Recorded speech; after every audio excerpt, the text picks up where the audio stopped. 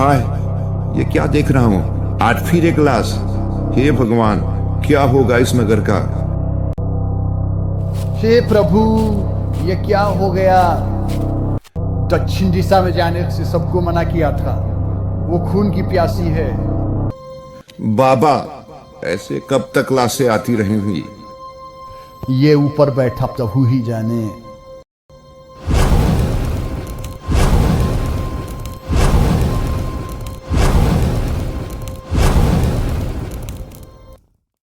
बहुत समय पहले की बात है। एक राज्य हुआ करता था जिसका नाम सुंदर नगर था। यह राज्य अपने नाम के अनुसार बहुत ही खूबसूरत था। नगर के लोगों में एक दूसरे के लिए प्रेम और सहयोग की भावना थी। इस राज्य के एक राजा हुआ करते थे जिनका नाम बाजीराव कांत था। वे बहुत दयालु और धैर्यवान तथा साहसी थे। राज्य में सब कुछ अच्छा था, मगर राज्य के दक्षिण दिशा की ओर एक घना जंगल था जहां पर कोई भी आता जाता नहीं था, क्योंकि वहां पर वो रहती थी। राजा को एक पुत्र था जिसका नाम चंद्रकांत था। चंद्रकांत बहुत सुंदर और सुशील था, जो सुंदर नगर का युवराज था। चंद्रकांत को जानवरों से बहुत लगाव था, इसलिए उसने एक घोड़े और एक कुत्ते को अपना दोस्त बनाया था। चंद्रकांत के घोड़े का नाम बादल और कुत्ते का नाम शेरा था, जो चंद्रकांत से बातें भी करते थे।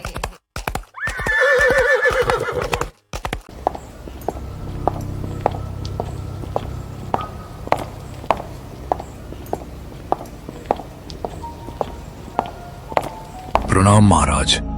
राजा साहब, द्वार पर दो लोग आए हुए हैं जो बहुत परेशान मालूम होते हैं। वे राज्य के दक्षिण दिशा के नंदीपुर से हैं। इतना सुनकर राजा सिपाही से बोलते हैं, सिपाही, बिना देर किए उन्हें शीघ्र अतिथि गृह में लेकर आओ।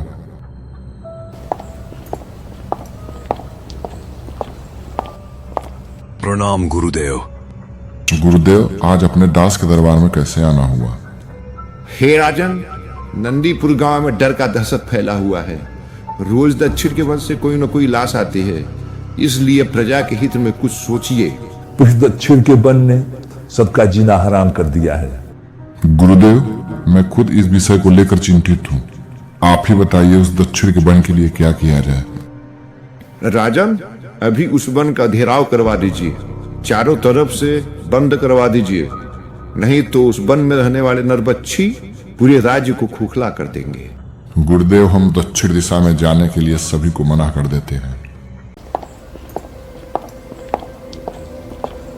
पुत्र, कहाँ जा रहे हो? बस पिताजी, ढूंढने के लिए निकला था। बेटा, पूरब जाना, पश्चिम जाना, उत्तर जाना, मगर दक्षिण की ओर मत जाना। बचपन से एक ही बात सुनते आ रहा हूँ पिताजी। आखिरकार दक्षिण की ओर क्या है जिसके लिए आप मुझे जाने से मना करते हैं?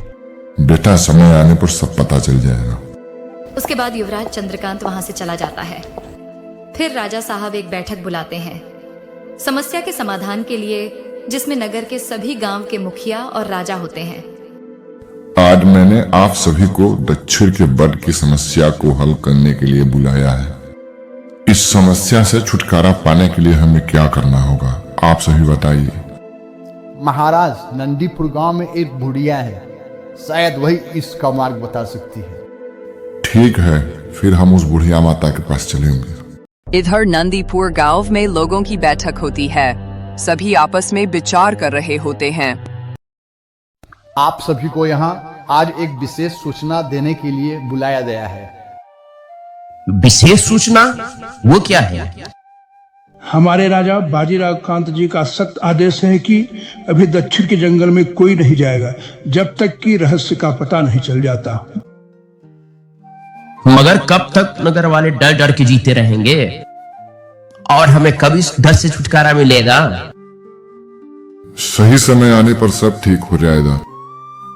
इधर चंद्रकांत अपने बादल और शेरा के साथ बैठा रहता है। तभी शेरा बोलता है, क्या हुआ युवराज? आप बहुत चिंतित लग रहे हो। क्या बताऊं दोस्त, आज मैंने दक्षिण में हो रहे घटना के बारे में सुना। तब से मुझे वहाँ के लोगों की चिंता सताए जा रही है। तो फिर युवराज, आपने क्या सोचा है? मैंने तय किया है कि मैं अब उस जंगल के रहस्य का पता लगा के रहूंगा। आपका जाना ठीक नहीं होगा युवराज। मित्र, ठीक और गलत का निर्णय अब समय करेगा। रात बीतने के बाद अगले दिन राज्य में एक अजीब घटना होती है, जिसके लिए राजा पुनः अपनी बैठक बुलवाते हैं। कल से युवराज चंद्रकांत महल में नहीं है। मुझे शंका हो रही है कि कहीं वो दक्षिण दिशा के वन में तो नहीं गए। दक्षिण दिशा के वन में, ये जानते हुए कि उधर मौत का खतरा है। महाराज, हमें जल्द ही युवराज का पता लगाना चाहिए। मगर महाराज, दक्षिण के वन में जाने से पहले हमें उस नंदीपुर के बुढ़िया से मिल लेना चाहिए। हम आज ही नंदीपुर निकलेंगे उस बूढ़ी माँ से मिलने के लिए।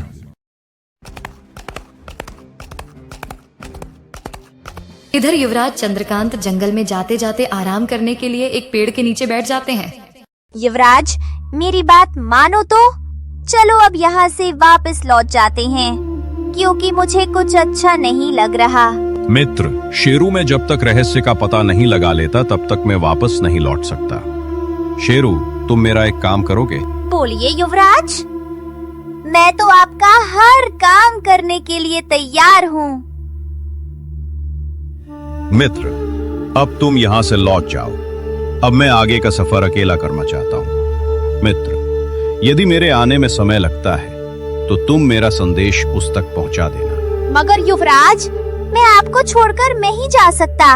मित्र, अभी तुम्हें जाना होगा, क्योंकि आगे कुछ भी हो सकता है और तुम्हें मेरा संदेश भी उस तक पहुंचाना है।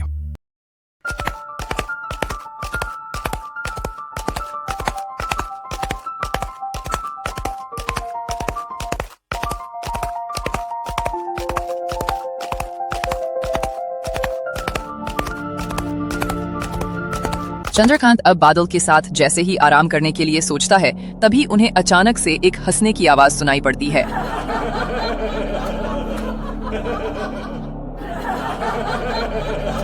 चंद्रकांत देखता है कि दो अद्भुत सुंदर परियां एक दूसरे से कुछ बातचीत कर रही हैं। दोनों परियां चंद्रकांत के पास आकर खड़ी हो जाती है। ये तो बहुत सुंदर दिखता है। इस जंगल में भला कैसे? ये हमारे लिए चलकर आया है, चलो इससे बात करते हैं।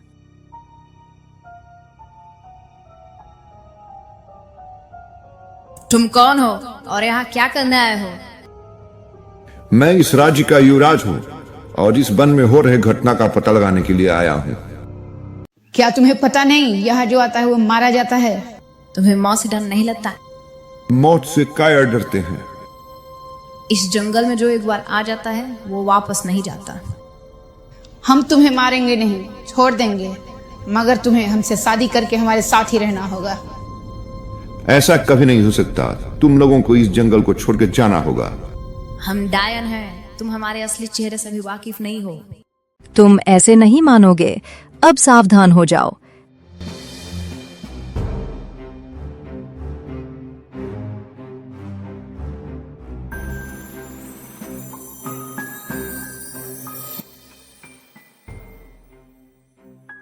परी अपने जादुई छड़ी से चंद्रकांत के हाथ और शरीर को काबू में कर लेती है और उसे अपने ले जाती है। तुम्हारे पास 3 दिन का वक्त है। 3 दिन में तुम हमारी बात मान लो। तुम लोगों को क्या लगता है तुम लोग मुझे 3 दिन तक कैद कर सकोगी? तुमको क्या लगता है कि तुमको यहाँ इस जंगल में कोई बचाने आएगा? हम लोगों की इच्छा के बिना यहाँ तुम्हें कोई देख भी नहीं सकता। कलयुग के इंसान के बस की बात नहीं है कि वो तुमको हमसे छुड़ा कर ले जाए। वो आदमी अलग है, वो कलयुग के प्राणियों से भिन्न है। वो मेरे पास जरूर आएगा। वो तुम्हारे पास नहीं, वो अपनी मौत के पास आएगा। चलो देखते हैं। राजा नंदीपुर गांव में उस बुढ़िया के पास पहुंचे जिसे जंगल के रहस्य के बारे में सब पता था। बूढ़ी अम्मा, ये हमारे सुंदर नगर राज्य के राजा श्री बाजीराव कांत जी हैं। जानती हूँ बेटा, मुझे सब पता है। माता, हम दक्षिण के जंगल के रहस्य के बारे में जानने आए हैं। माता, उस जंगल की क्या कहानी है? साफ साफ हमें समझा दो माँ। बेटा, किसी जमाने में ये जंगल औषधि का भंडार हुआ करता था। मगर एक दिन ऐसा आया कि जंगल में 2 डायन आ गई जो नौजवान युवकों को अपना शिकार बनाने लगी। वे युवकों को अपने बस में कर लेती थी और उनके साथ शारीरिक संबंध बनाती थी।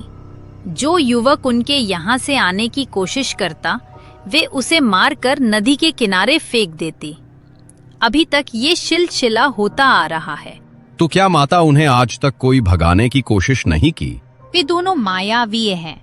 उनके पास अनेक शक्तियां हैं जिसके कारण उन्हें कोई पराजित नहीं कर सकता। तो माता, क्या उन्हें वहां से हटाने का कोई मार्ग नहीं है? मार्ग है। उन्हें वही पराजित कर सकता है जो बचपन से ही अनाथ हो, उसके आगे पीछे कोई ना हो और उसके अंदर किसी भी प्रकार का मोद, लोभ, काम आदि विकार ना हो, जो आज तक अपने लिए कुछ भी ना मांगा हो, वही उन्हें पराजित कर सकता है। इतना सुनकर राजा निश्चिंत हो जाते हैं और बोलते हैं, माता, मेरी एक आशंका है। मेरे से पहले भी कोई लड़का आपसे ये सब पूछने आया था। हाँ बेटा, आज के 2 दिन पहले एक लड़का एक कुत्ते के साथ मेरे यहाँ आया था। मैंने उसकी जिद के कारण उसे सारी बात बता दी थी। धन्यवाद माता। उसके बाद राजा वहां से चल देते हैं।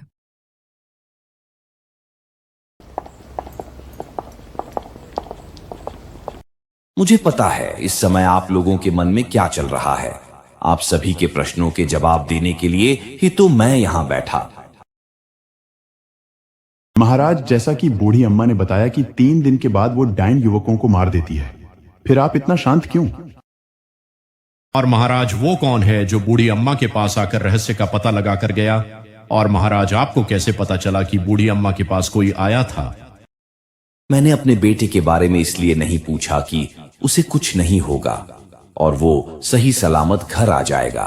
बूढ़ी अम्मा ने जैसे ही उन डायनों को भगाने का रहस्य बताई, तभी मेरे मन में एक योद्धा का स्मरण आया जिसमें वो सारी खूबियां हैं जो आज कल के लोगों में नहीं। उस वीर योद्धा का नाम अथर्व है, जो बचपन से ही कई योग माया में निपुण है।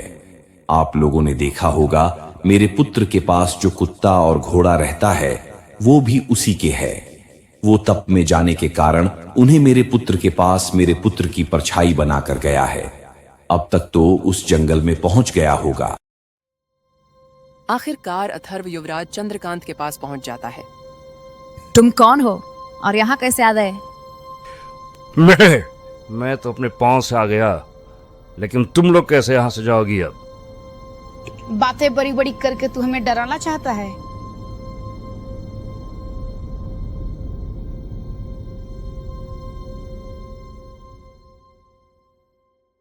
तुमने अभी हमारा असली रूप नहीं देखा है।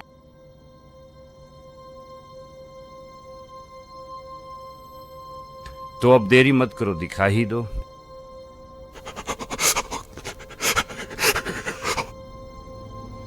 अब तुम सब मरने के लिए तैयार हो जाओ। हनुमान ज्ञान गुण सागर, जय कपीसति हूँ लोक उजागर, राम दूत अतुलित बलधामा, अंजन पुत्र पवन सुत नामा, महावीर विक्रम बजरंगी।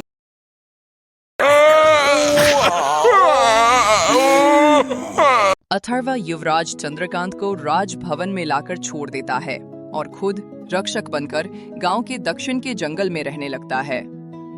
धन्यवाद। आप सभी को कहानी कैसी लगी कमेंट करके जरूर बताएं।